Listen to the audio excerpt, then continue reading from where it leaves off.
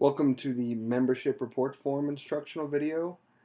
This is probably one of the key forms that headquarters uses to make sure everything kind of lines up and helps track how many members we have.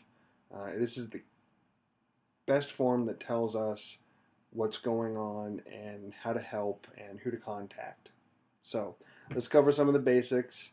Again, email the form to forms@phisigmaphi.org. Here's your information for headquarters contact information.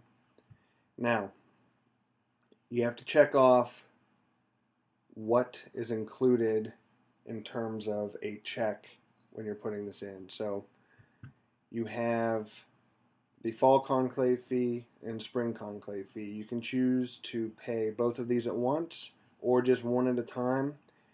And obviously, if you choose to pay both of them at once, then you don't have to pay it. If you pay them both in fall, then you don't have to pay any in spring. But best to spread it out so that the chapter has as much money as it needs in hand, but just make sure that you check off when you're paying. This helps us add up the total number for a check at the end of the when the money comes in. Total number of active members, we're going to come back to this in a little bit, but this is a pretty straightforward number. This is how many are on your active roll and how many dollars are enclosed. And I'll go into the math behind that as well. So just like the other forms, the date that you're filling out, choose what chapter you're from, what college, university, the term you're filling it out for, the city, street address of the university, the chapter phone if it has a phone number, the chapter email. Every chapter has an @phisigmaphi.org email address. You can put that in here. That's how we get a hold of you. We send out messages that way, so that would be the most likely position for this. Chapter meeting schedule. This is important for national staff so that we can plan visits. If we know when you're having your meetings on a regular basis, we can come in and make a visit, work you into the schedule, and help you by showing up. So filling out this information is very crucial to that. And the officer positions, these are helpful, of course, if there's an issue within the chapter that we need to get a hold of you for stuff. This is where we would look. Pretty straightforward. Fill out the name, the street address, telephone. If they have two, either a landline or a mobile, maybe they're living in the dorm and the dorm has a phone number.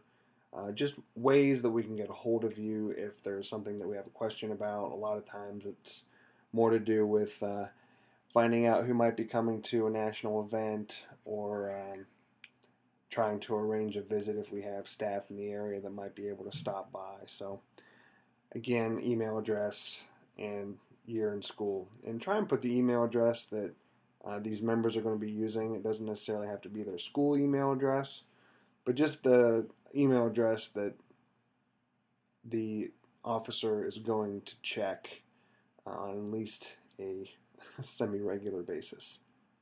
So you fill out all of this. And the big mistake that a lot of people do is once they're done filling out all of these, and you should have each of these, is they come down here to the active roll. This will include these names. So I'll say that again. This includes every active member, including the names that you already installed. This just tells us who the president is, who the vice president is, etc.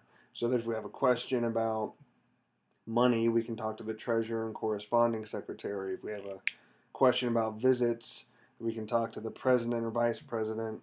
If we have a question about the minutes and notes or how the associate education is going, we can talk to the respective officer positions. But what comes down here is this is a quick and easy way to look at the roster and have everyone tabulated. And what happens sometimes is people will put in, sometimes the president, and depending on how your local constitution is set up, president may also be your rush chairman or the Vice President may also act as Sergeant of Arms. We don't necessarily recommend that, but in some local instances, we recognize that this can happen. And what that does is put two names here. So if we count these in with these, we don't always get an accurate number. So it's best to put all the active members down here. And what that allows everybody to do is if you have 20 lines filled out, we know you have 20 members, period. And you just fill them out. All this is all the same. This goes all the way up to 90. You fill out as many actives as you have.